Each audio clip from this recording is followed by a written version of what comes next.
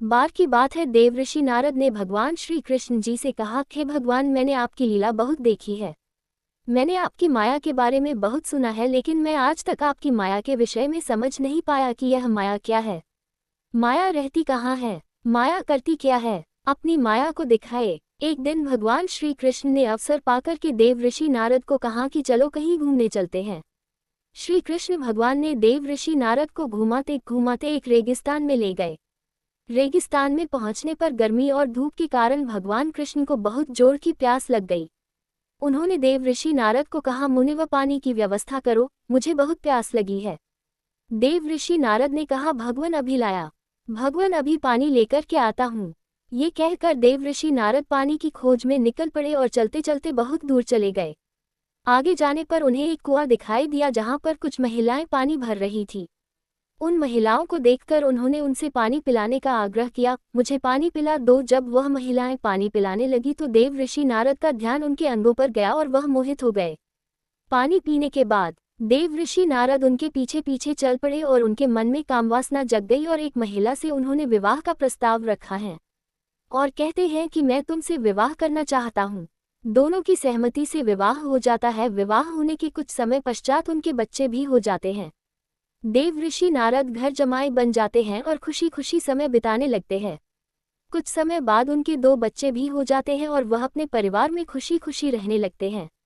सब कुछ ठीक ठाक चल रहा है, किसी प्रकार की कोई परेशानी नहीं है।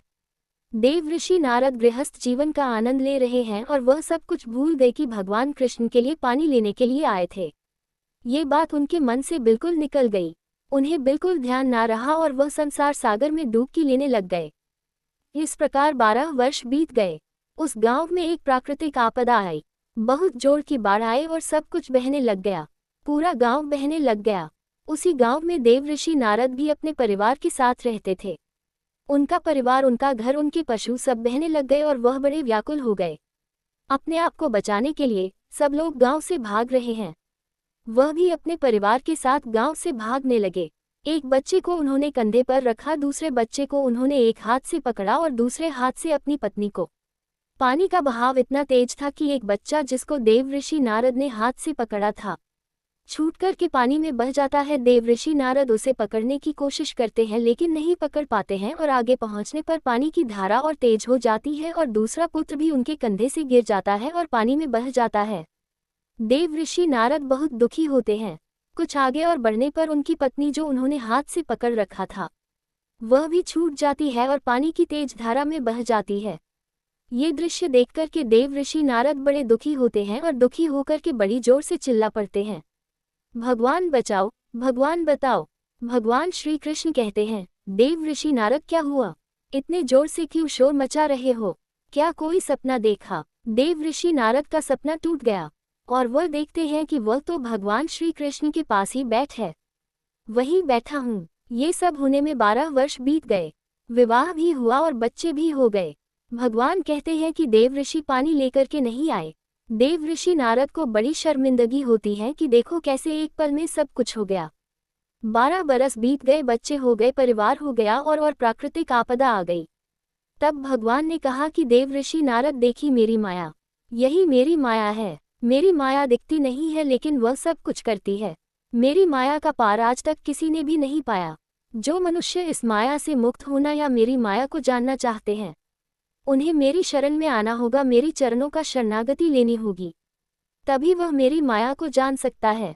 मेरी माया मेरे जैसे ही बलवती है। मेरी शरणागति के बिना मेरी माया को जान नहीं जा सकता। भगवान की माया को भगवान की कृपा से ही जानी जा सकती है। भगवान की कृपा से ही जीता जा सकता है।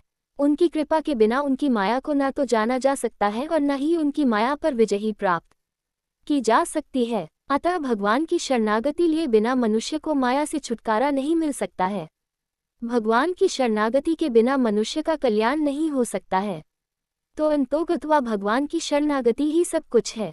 मनुष्य प्रयत्न कर सकता है लेकिन जब तक भगवान नहीं चाहेंगे, हम उनको नहीं जान सकते हैं, ना उनकी माया को ही मनुष्य जान सकते हैं। बच्चों, ये कहानी ये दर्शाती है कि भगवान के शरणागति के बिना कोई भी व्यक्ति भगवान की माया से नहीं बच सकता है।